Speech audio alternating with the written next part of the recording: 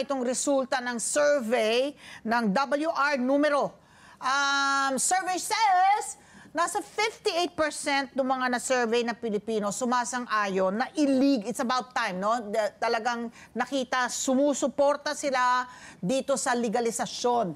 Gawin ng legal itong mga habal-habal. Siyempre, isa sa mga nangunguna dyan ay ang angkas.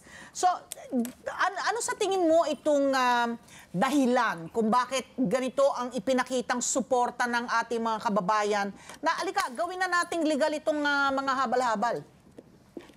Magandang tanong po yan. Siguro naman po dito sa ating pilota sa Metro Manila, na-prove po natin na gumagana yung sistema. Kaya talagang kinakagala ko na sumasang-ayon ng maraming mananakay, pati na rin mga taong bayan natin, para talaga ma-legalize na yung habal-habal. This pilot is very, very successful. Nagbigay po tayo ng maraming trabaho, nagbigay po tayo ng ibang option po for transportation. Kaya ito po talagang hinihintay lang po namin na i-expand po natin yung oportunidad para sa mga ibang tao rin makuha din na yung ganitong klaseng livelihood, pati makuha nila yung ganitong klaseng sistema. Okay. So, George, no, the good news is finally, after 5 or 6 years, yung pilot episode, the pilot testing has already been approved, di ba? Pero dito lang yata sa Metro Manila. Yes. So, hinihintay pa yata, like you said nga, no, yung mga ibang lungsod pa. But during the span of 5 years, while this was under pilot mode, what were the lessons, valuable lessons that you learned that you can effectively implement for the other cities once it's approved? Unang-una po yung training. Safety po, napaka-importante.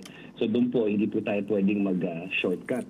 Kaya we make sure na yung training natin talaga pong magandang-maganda, and we vet every single biker. So I think ito po yung naging differentiator ng angkas at kung paano nila nakumbinsi, hindi lang ang mamamayan, pati na rin ang gobyerno, na bigyan ng tsansa itong motorcycle taxi. Okay. So, ang numbers, isa sa mga talagang maipupunto natin ay yung empleo, the employment, na yung mahalagang kontribusyon ng motorcycle taxi sa atin.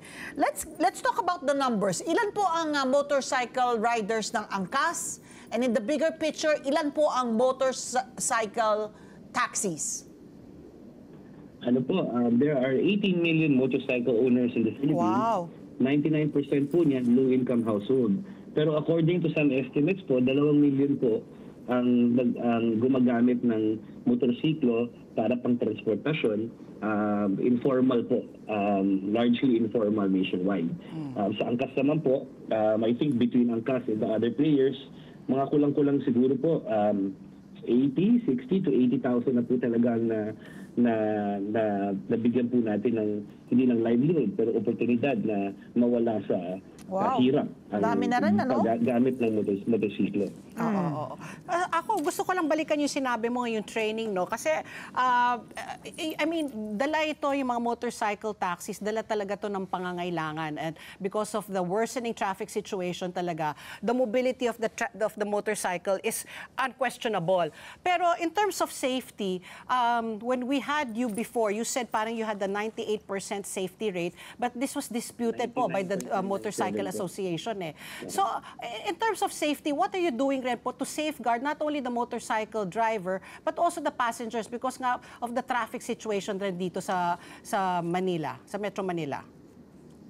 Well, na-prove po natin after more than hundreds and millions of rides, no? Yung accident rate po natin, na-maintain po natin ng 0.003%. So talagang ito ay evidence na gumagana po yung sistema natin. Ngayon po, meron din po tayo mga ibang safety initiatives na ginagamit po para din sa ecosystem ng motor. Meron po tayong insurance, meron pa tayong emergency response team, meron po tayong in-house doctor na nag-make sure na kung meron mang hindi magandang nangyari, makakapag-responde po tayo sa daan. So ito po yung sistema na talagang kailangan po natin ma-make sure na gawin po, hindi lang po ng angkas, pati din po ng ibang mga providers, lalo-lalo na po pag nag-expand po ito sa probinsya, marami pong magiging local player doon po sa probinsya. So kami naman po ay talagang nakikipag-ugnayan sa gobyerno, nakikipagtulungan to make sure na yung industry-wide safety po is maintained, yung standards po natin.